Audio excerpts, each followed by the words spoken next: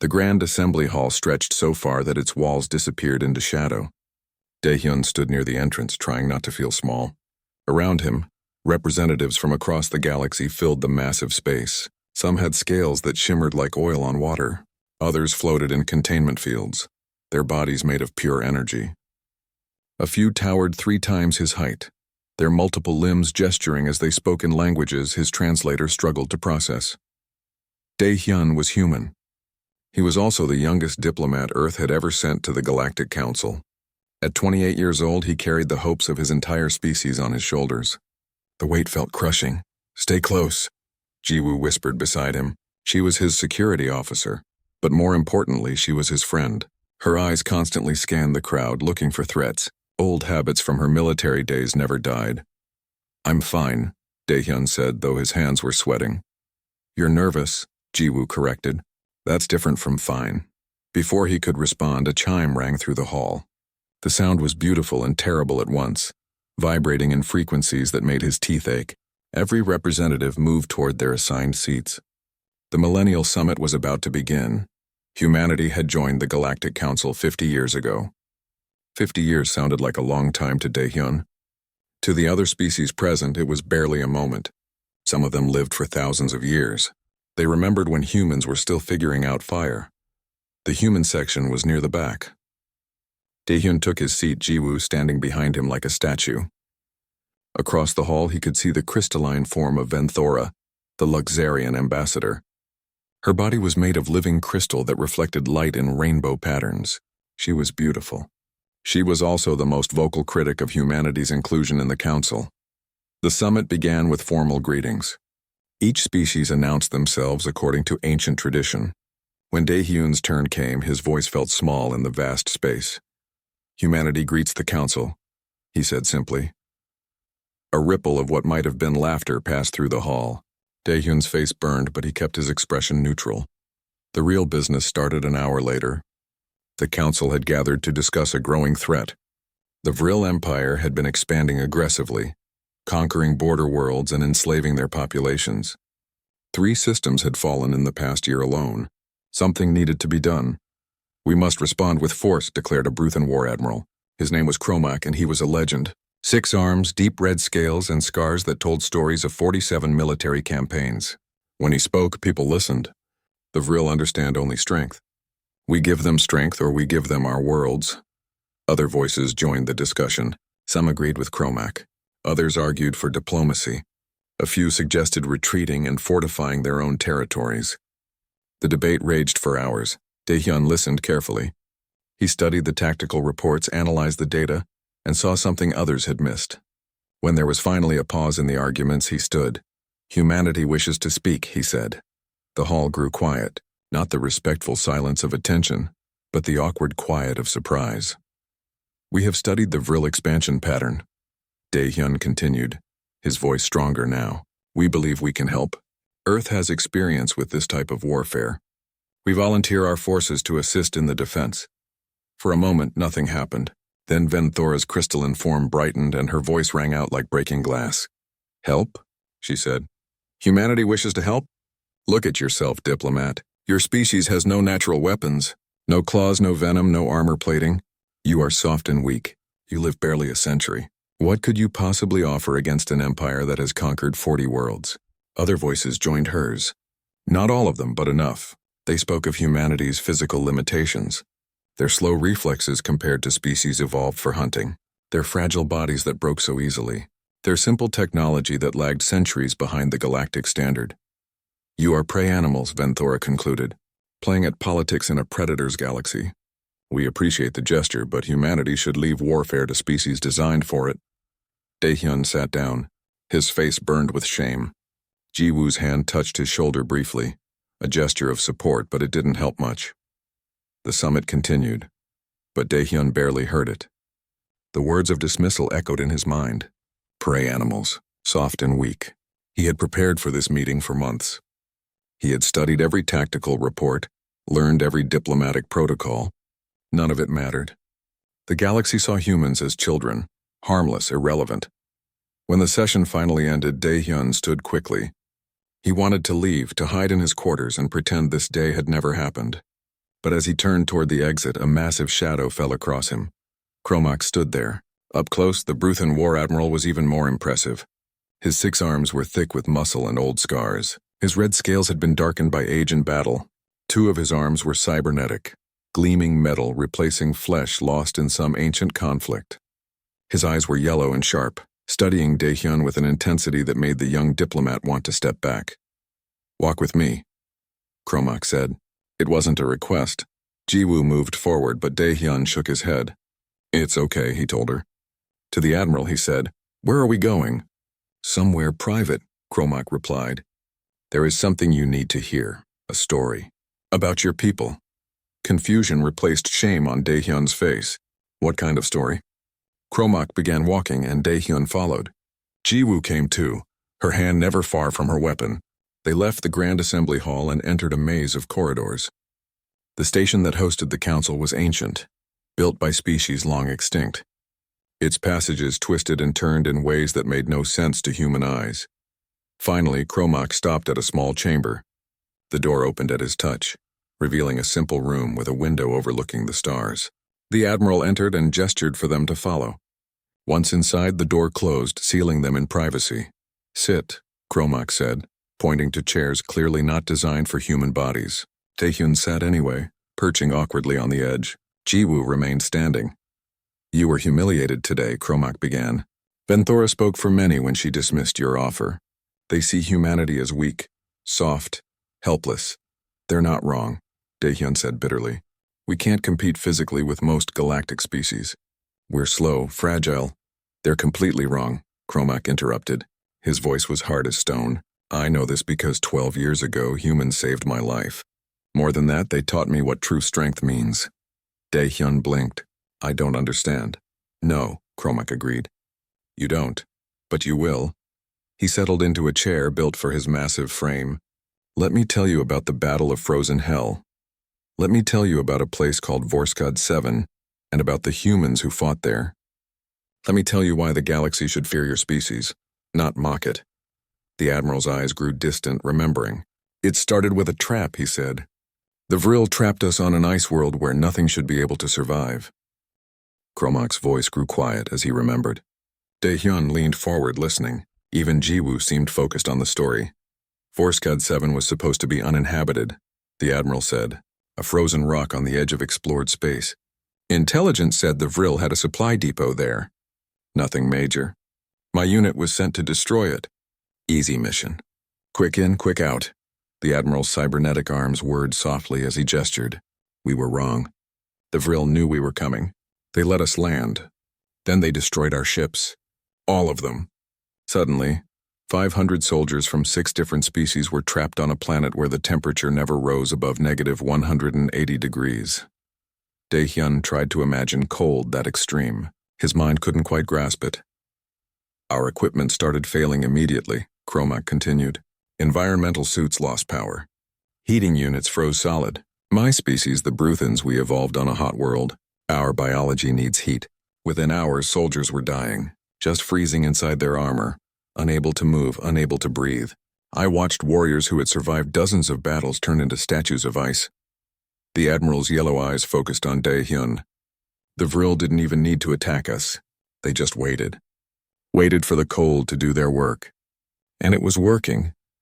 By the second day, we had lost 200 soldiers. The survivors huddled around our few remaining heat generators, but those were dying too. How did you survive? Daehyun asked. We didn't, Cromac said flatly. We wouldn't have. We were dead. We just didn't know it yet. He paused. Then the humans arrived. There was a human mercenary company operating in that sector, the Admiral explained. Small group, maybe 40 soldiers total. They picked up our distress signal and came. When they landed, I thought it was a cruel joke. What could 40 humans do? How could they even survive? If Bruthans were freezing, what chance did soft-skinned humans have? Cromac laughed, but there was no humor in it. I learned very quickly that I understood nothing about humans. The Admiral stood and walked to the window. Stars reflected in his scales. The first human I met was a man named Taemin, mercenary captain. He had more scars than I did, and I've fought in 47 campaigns.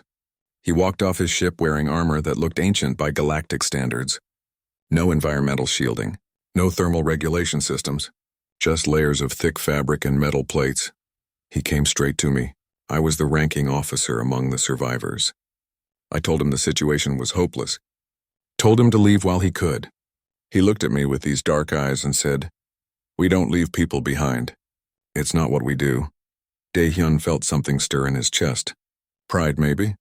The other humans spread out immediately, Cromac said. They didn't move like other species in that cold. Everyone else was sluggish, struggling. The humans moved quickly, efficiently. They weren't comfortable, but they were functional. I asked Taemin how this was possible. He said something I didn't understand at the time. What did he say? Jiwoo asked. It was the first time she had spoken since they entered the room. He said, "We evolved during ice ages. Our bodies are built for this. For us, this is just winter." Cromac shook his head. Just winter. He called negative 180 degrees just winter. The Admiral returned to his chair. There was a human woman with them, a medic named Hana. She started treating the wounded immediately. She worked outside in the open air for hours. No shelter. No heat source. Just her and her medical supplies. She saved 30 lives that day. I watched her hands move, saw them turn blue from cold, but she never stopped working. Another human, Byung-ho, was their engineer. He looked at our failing equipment and laughed. Actually laughed. Then he started taking things apart. He combined our advanced technology with what he called basic survival principles. He used fabric from parachutes as insulation. He redirected power from weapons to heating. He built a shelter using ice itself as a building material. He turned our death trap into something livable. Cromac's voice filled with wonder, but the most impressive thing was how they taught us. They showed us techniques for surviving cold, things their species had known for thousands of years. Layer your clothing. Cover exposed areas. Control your breathing. Move regularly to maintain body heat. Simple things, primitive things, but they worked. On the third day, the Vril attacked, the Admiral said. 2,000 of them against our 500. Except by then we weren't 500 dying soldiers. We were 450 warriors who had learned to fight in conditions that should have killed us, and we had humans leading the defense. Dae-hyun could picture it in his mind, the ice planet. The desperate defense.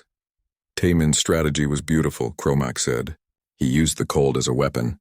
He lured Vril units into valleys where the wind was strongest. He positioned our forces on high ground where the ice would slow the enemy. He even created avalanches using explosives placed by that crazy engineer Byung-ho. The Vril were adapted for many environments, but not this one. We made them fight on our terms. The battle lasted 18 hours, the Admiral continued.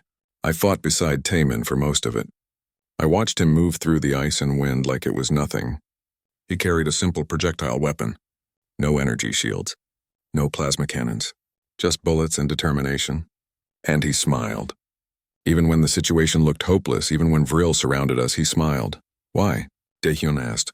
I asked him that, Cromac said. Right in the middle of the fighting. We were back to back, surrounded, and I asked why he was smiling. He said, because we're still alive and that means we can still win.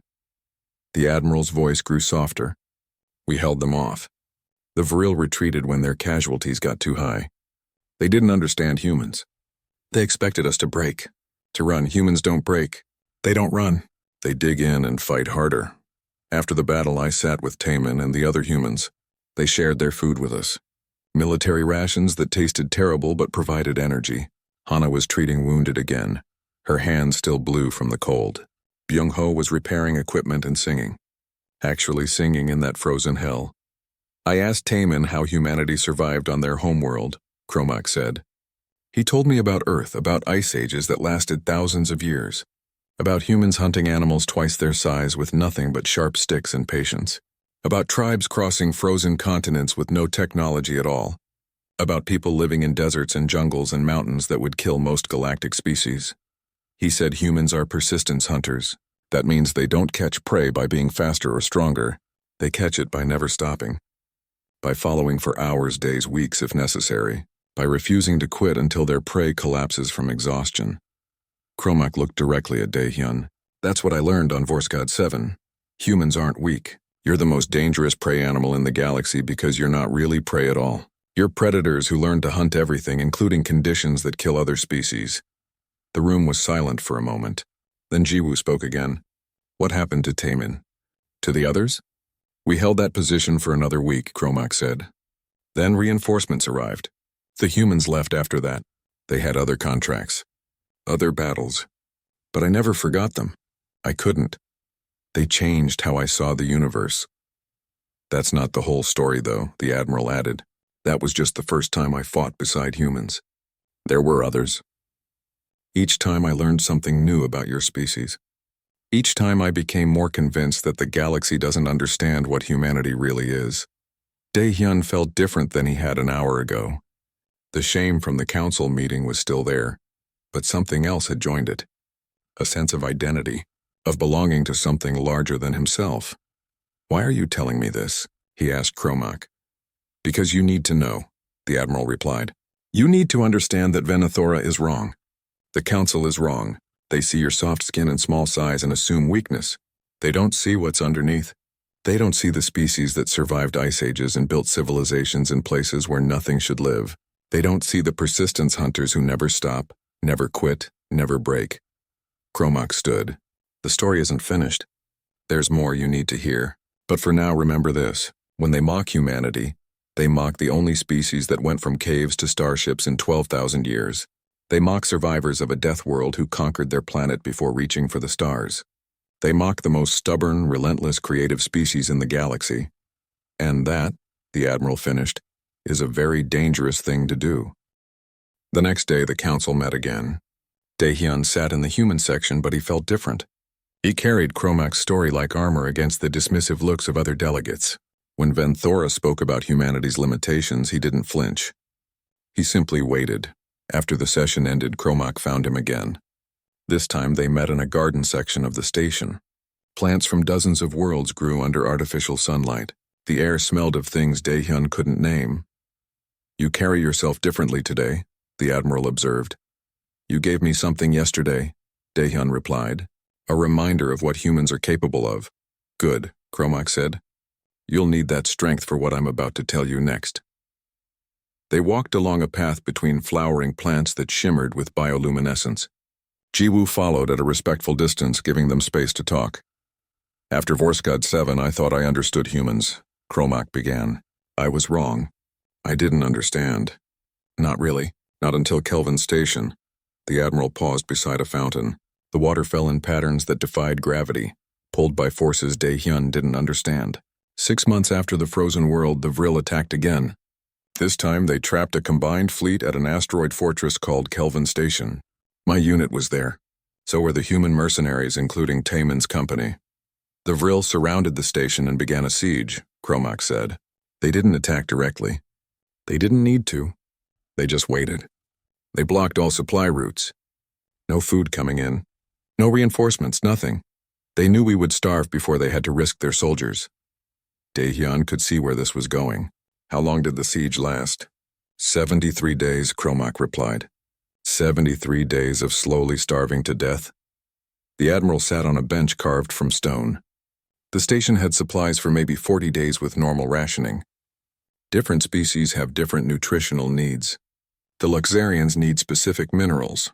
The Bruthans need high protein. The Vex need certain types of radiation. It's complicated. Within the first week, we knew the situation was desperate. Then the humans introduced something they called rationing protocols, Cromac said, based on their military history. They showed us how to stretch supplies, how to identify what was truly necessary versus what was comfortable, how to organize distribution fairly. But the real difference was psychological, the Admiral continued. By day 20, most species were showing signs of panic. When you're used to abundance, scarcity is terrifying. The Luxarians started hoarding food. The Vex became aggressive. Even Bruthans, warrior species that we are, began to fracture into competing groups. The humans didn't panic, Cromac said simply. I asked Taemin about this. Asked him how they stayed calm when death was approaching. He told me about places on Earth. Leningrad, where humans survived a siege lasting 900 days. Sarajevo, where civilians endured years of starvation and bombardment. He said scarcity was something humans understood in their bones. Daehyun thought about human history. All the wars, famines, disasters. His species had survived things that should have destroyed them. Again and again, By day 40 we were at 60% food capacity, Cromack said. Aliens were dying. Not from starvation yet, but from the fear of it. From the stress. From the knowledge that death was coming slowly. The station's commander considered surrender. Then I saw something that changed my understanding of humanity forever, the Admiral said. His voice carried a note of awe. There was a human pilot named Sunja. She had lost an eye in some previous battle and wore a patch. She was the best pilot I'd ever seen. During the siege, she flew patrol missions. 17-hour shifts with minimal sleep. Her body was thin from rationing. Everyone could see she was suffering, but she kept flying. I asked her why, Cromack said. Why push herself when the situation was hopeless? She looked at me with her one good eye and said, because hope isn't about the situation. It's about the choice.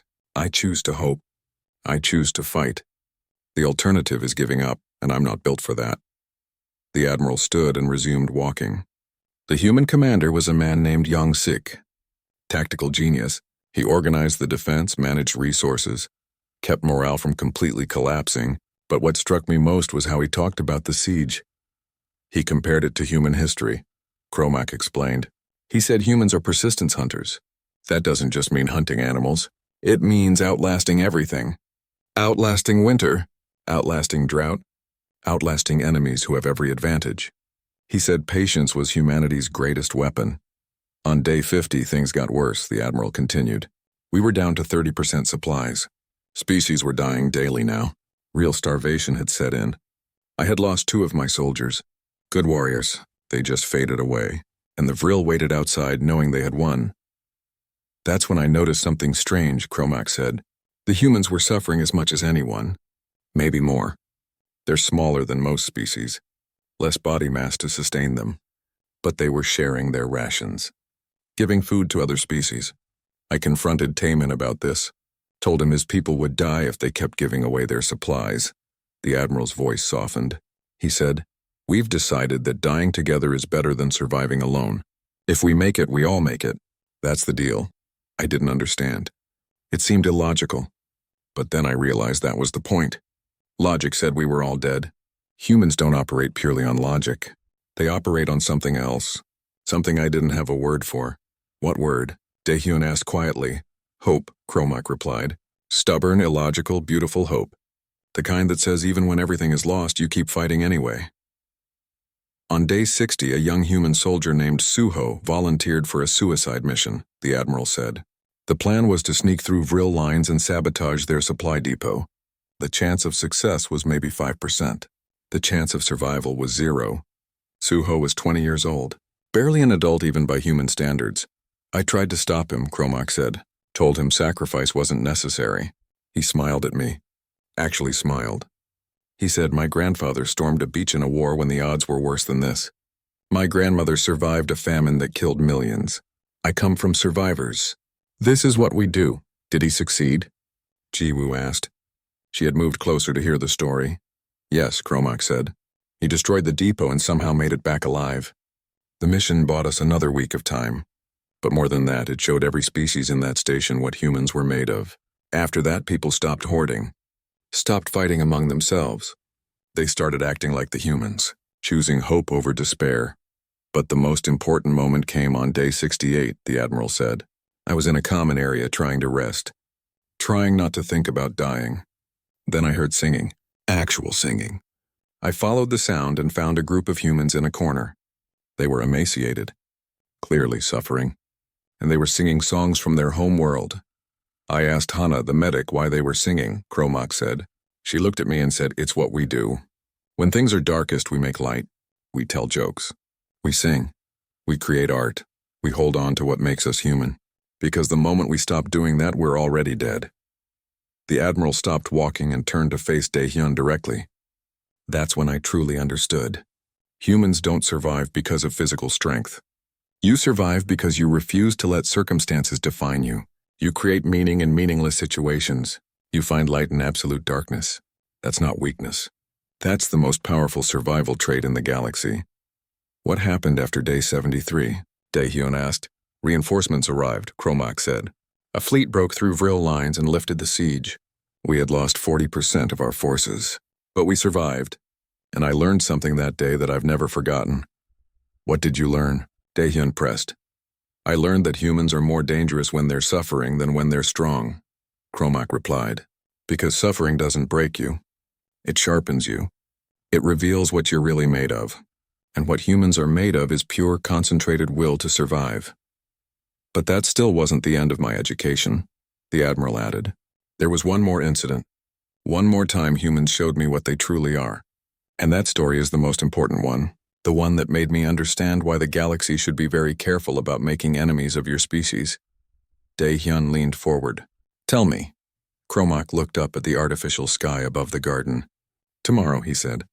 This story requires time, and it requires you to understand that sometimes the most terrifying thing about humans isn't how you survive. It's what you'll do to save others. Even at the cost of yourselves. The Admiral walked away, leaving Daehyun and Jiwoo alone among the alien flowers. Jiwoo looked at her friend and saw something new in his eyes. Not just pride. Something deeper. Understanding, maybe. Or recognition. He's right, you know, Jiwoo said quietly. About us. About what we are. I'm starting to see that, Daehyun replied. I'm starting to understand why we shouldn't apologize for being human. Good, Jiwoo said. Because tomorrow's council session is going to be rough. Fenthora has proposed formally limiting human involvement in galactic defense. She's going to push for a vote. Daehyun smiled. It wasn't a happy smile. It was the kind of smile that Taemin might have worn. Determined, unbreakable. Let her try. The council chamber felt different today. Word had spread that Venethora planned to formally question humanity's role in galactic affairs. Representatives whispered among themselves. Some looked at Daehyun with pity. Others with curiosity. A few with outright hostility. Daehyun sat calmly. He had spent the night thinking about Cromac's stories, about Taemin and Hana, and all the other humans who had proven what his species was capable of. He wasn't afraid anymore. Before the session could begin, Cromac approached the human section. His massive form drew every eye in the chamber. Walk with me, he said to Daehyun. There's something you need to hear before Venethora speaks. They left the chamber together. This time, Cromac led them to an observation deck. Through the massive windows, stars stretched in every direction. Somewhere out there was Earth. Home. The final story, Cromac began without preamble. The one that taught me to fear humans. Not because you're monsters, but because your capacity for sacrifice is terrifying to species who value self-preservation above all else. The Admiral's cybernetic arms moved restlessly, a sign of agitation. 8 years ago, intelligence discovered that the Vril were holding prisoners on a fortress moon called Dralmoth. 600 prisoners from 12 different species, including 40 humans. High Command reviewed the situation, Cromac continued. The fortress was too well defended. Any rescue attempt would cost thousands of lives. The prisoners were already considered dead. The logical decision was to move on, focus resources elsewhere. Every species representative voted to abandon them. Every species except humanity? Daehyun guessed. The human representative didn't vote at all, Cromac said. She just listened. Then she left the meeting.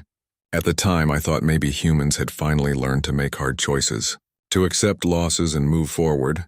The Admiral laughed bitterly. I was such a fool. I didn't understand humans at all.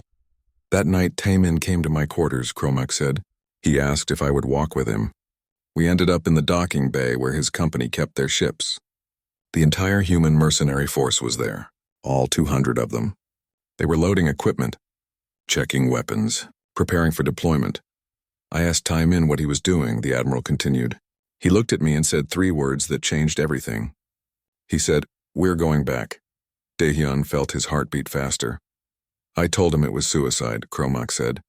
Told him the fortress was impregnable. Told him he would lose everyone. He agreed with all of it. Then he said, "We don't leave people behind. It's not in our programming. Those prisoners include 40 humans, but even if they were all aliens, we'd still go. Because that's who we are." The Admiral's voice grew thick with emotion. I asked him why. Why throw away lives for people who were already dead? He said something I've never forgotten. He said, because someday someone might need to rescue humans. And if we don't set the example, who will? 50 of my warriors volunteered to go with them, Cromac said. I was one of them.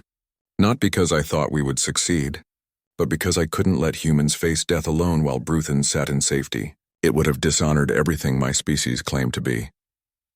There was a human woman named Mi Young, the Admiral continued. Explosives expert. Completely insane by any reasonable measure. She developed the plan. It had a 3% chance of success according to our computers. She said those were good odds. She was smiling when she said it. We spent 2 weeks preparing, Cromack said. A human named June mapped the fortress's security systems. He spent 18 days doing nothing but watching sensor data, looking for patterns, finding weaknesses. Humans are patient, terrifyingly patient. They can watch and wait while other species would have given up or gone mad from boredom. The infiltration began on a moonless night, the Admiral said. We approached in stealth ships, had to wait 12 hours in uncomfortable positions, completely motionless for the right moment. Most species can't do that. The biological need to move is too strong, but humans are persistence hunters. They evolved to wait, to watch, to strike when the moment is perfect. When we finally moved, it was beautiful, Cromack said with genuine admiration. Humans fight differently than other species. Most warriors rely on strength or speed or technological superiority. Humans rely on coordination and adaptation. Every soldier knew exactly what to do. There was no hesitation, no confusion. They moved like a single organism. June hacked the security systems using backdoors he'd mapped, the Admiral explained. Mi Young placed explosives in locations that seemed random, but were perfectly calculated. Soonja flew support, threading through defensive fire that should have been impossible to avoid, and Taemin led from the front, always the first into danger. We reached the prisoners without being detected, Cromack said. That alone was a miracle. But then came the hard part, getting them out. 600 weak, starving prisoners. Most could barely walk. We had minutes before the Vril realized what was happening. The Admiral's voice grew quiet. That's when I saw what humans really are. They didn't all try to escape. Half the human force stayed behind.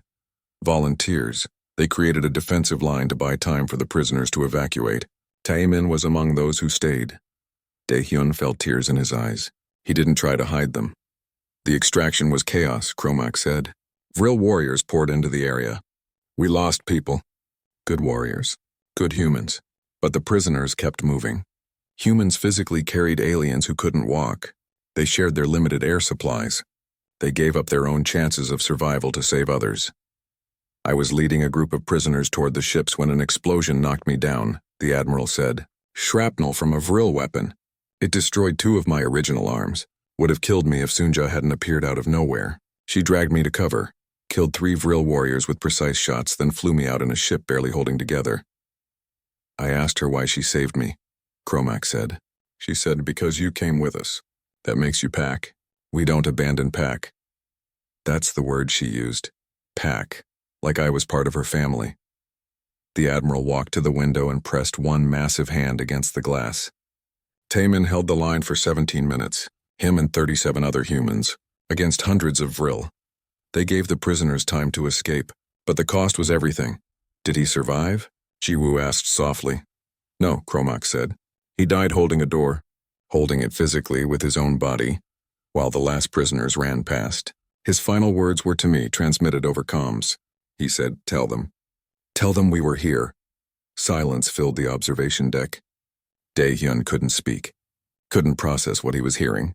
We rescued 581 prisoners, Cromack said. 19 had died before we arrived. Of the humans who went on that mission, we lost 47, nearly a quarter of their force.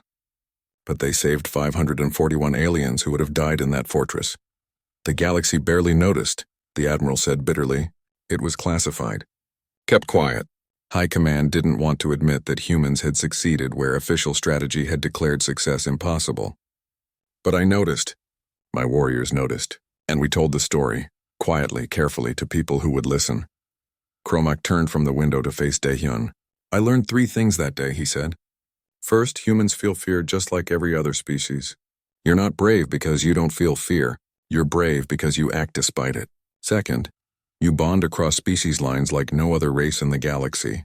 You treat aliens as if they're human, as if they're family. That's unprecedented.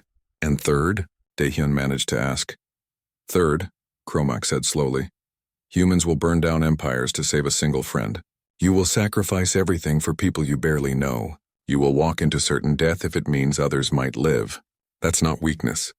That's the most dangerous trait in the galaxy, because it means you can't be predicted, can't be controlled, can't be stopped by logic or fear or overwhelming force. The Admiral moved closer.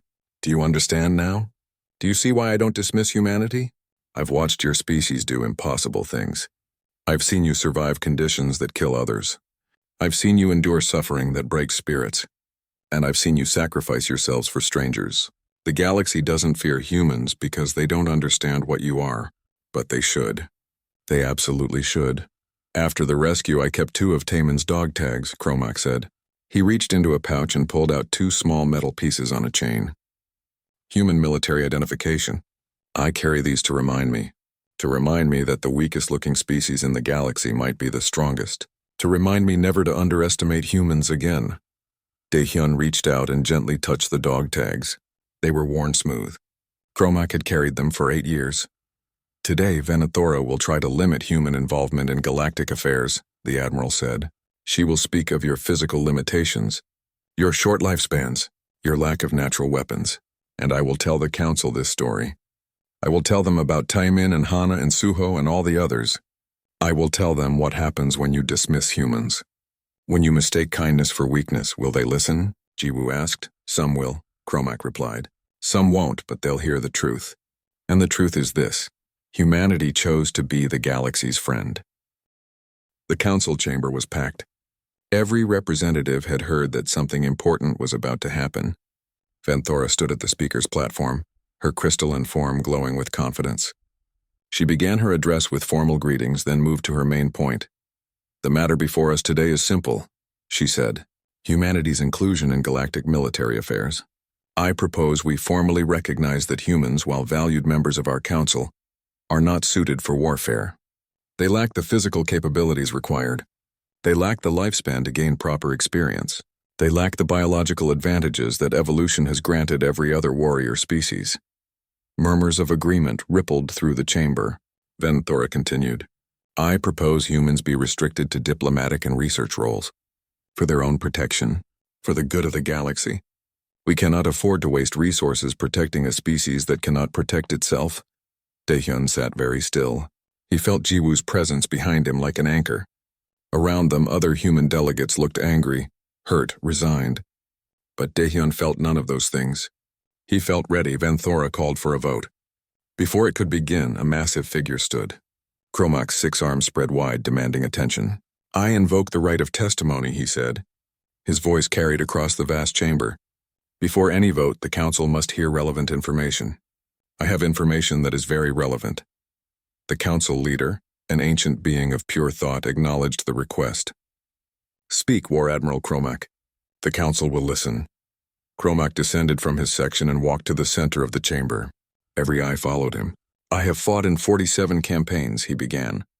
I have led warriors from 20 different species. I have seen victory and defeat. I have earned my scars and my rank through centuries of service. When I speak of warfare, I speak with authority. No one could dispute this. Cromac was a legend. I want to tell you about 3 battles, the Admiral said. 3 times I fought beside humans. 3 times I learned that everything I thought I knew about strength was wrong. For the next hour, Cromac told his stories. He spoke of Vorskad 7 and the frozen hell, where humans thrived in conditions that killed other species. He described watching Taimin smile in negative 180-degree cold. He told them about Hana treating wounded for hours with frozen hands that never stopped working. He spoke of Kelvin Station and the 73-day siege. He described humans sharing their rations even as they starved. He told them about Suho's suicide mission and how humans sang in the darkness when death seemed certain. And finally, he told them about Dralmoth, about the impossible rescue, about 47 humans dying to save 581 prisoners that High Command had abandoned, about Taemin's last words. The chamber was silent when he finished. Not the awkward silence from before. This was different. This was the silence of people reconsidering everything they thought they knew. You call humans weak, Cromac said, his voice hard as iron. You say they lack natural weapons. You're right. Humans have no claws, no venom, no armored skin, but they have something more dangerous than any biological weapon. They have will, unbreakable, unreasonable, impossible will. He turned slowly, making eye contact with representatives across the chamber. Humans evolved on a death world, a planet that tried to kill them in every possible way. Ice ages, predators, disease, drought, famine, and humans survived it all. Not by being stronger than the threats, but by being more stubborn. They survived ice ages that lasted thousands of years, Cromac continued. They survived plagues that killed half their population. They survived wars that used weapons capable of destroying their entire species. And they didn't just survive. They built civilizations. They created art and music and philosophy. They reached for the stars. The Admiral's cybernetic arms whirred as he gestured. Do you know how long it took humans to go from primitive tools to spaceflight? 12,000 years. Do you know how long it took the Bruthans? 30,000 years. The Luxarians? 45,000. Humans did it in 1/3 the time because they never stopped pushing forward. Never stopped adapting. Never stopped trying. Venethora tried to speak. But their physical limitations are irrelevant, Cromac interrupted. I watched humans fight in conditions that killed Bruthans. I watched them endure suffering that broke Luxarian spirits. I watched them sacrifice themselves for people they had never met. Your physical advantages mean nothing against that kind of determination. He pulled out Taemin's dog tags. This belonged to a human who saved my life, who saved hundreds of lives. He died doing it. And before he died, he asked me to tell his story, to tell the galaxy that humans were here, that they mattered.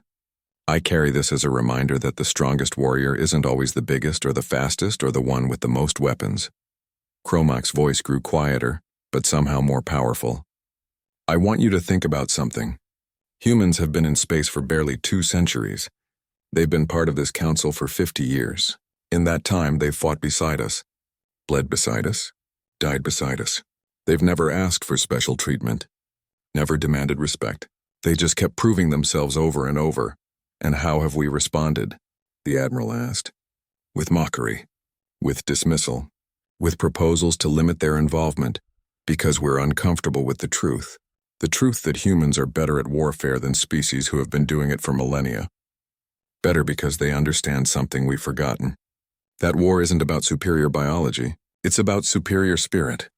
A representative from the Vex Collective spoke up. But surely their short lifespans limit their effectiveness. A human soldier has, 50 years of peak performance? A Bruthan has 300. And in those 50 years, a human will learn more, adapt faster, and achieve more than a Bruthan does in 300. Cromac replied. Because humans don't have time to waste. They know they're mortal. It drives them. Makes every moment count. Makes them fierce in a way immortal species can never understand. Cromac walked toward the human section. He stopped in front of Daehyun. Stand up, he said gently. Daehyun stood. Look at him, Cromac said to the council. He's young. Barely started his life by galactic standards. Small, physically weak compared to most species here. But I've told you what his people have done, what they're capable of, and I tell you now without doubt that humans like him are the future of galactic defense. Because when the next crisis comes, and it will come, we'll need more than physical strength, the Admiral said. We'll need perseverance. We'll need innovation. We'll need people who refuse to give up even when logic says they should. We'll need humans. Daehyun felt tears on his face. He didn't wipe them away. Venthora's light dimmed. I was not aware of these events, she said slowly. The battles you describe were classified. They were classified because High Command was embarrassed, Cromac said bluntly. Embarrassed that humans succeeded where conventional military doctrine said they should fail. Embarrassed that a species we dismissed proved more capable than established powers. But the truth comes out eventually. The truth always does. The council leader spoke. This testimony changes the context considerably. Before we vote, does humanity wish to respond? Daehyun looked up at Cromac. The Admiral nodded. This was his moment. Daehyun stepped forward toward the center of the chamber. His legs shook, but he walked steadily. When he reached the speaker's platform, he looked out at hundreds of alien faces. A year ago, this would have terrified him. Now he felt calm. I won't give a long speech, Daehyun said. Admiral Cromac has said everything that needs saying. But I want to add one thing. One truth that I think the Council needs to understand. He took a breath. Humans didn't choose to be warriors. We didn't evolve for combat. We evolved to survive. And survival on Earth meant adapting to everything. Extreme cold. Extreme heat, scarcity, abundance, predators, prey. We learned to eat almost anything, live almost anywhere, endure almost any hardship. That's what makes us dangerous, not strength, adaptability. When you put humans in an impossible situation, we adapt, Daehyun continued. When you tell us something can't be done, we find a way. When you say we're too weak, too small, too short-lived to matter, we prove you wrong. Not because we're trying to be difficult, but because that's what survival taught us. That's what our homeworld demanded. He looked directly at Venthora. You said we're prey animals playing at politics. You're half right. We were prey animals, a long time ago. But we became predators through sheer determination. We hunted animals bigger and stronger than us. We survived conditions that killed everything else, and we did it without evolution's help. We did it with our minds, with cooperation, with the absolute refusal to accept extinction. So yes, Daehyun said, we're small. We're soft. We don't have claws or venom or armor, but we have something better. We have the knowledge that our ancestors survived the impossible. We have 10,000 years of war, peace, triumph, and tragedy teaching us how to adapt. We have cultures that value both compassion and strength. We have the ability to see aliens as friends, as family, as worth dying for. And that, he finished quietly, is why you should be grateful we chose to join this council as friends. Because if humanity had chosen to be conquerors instead,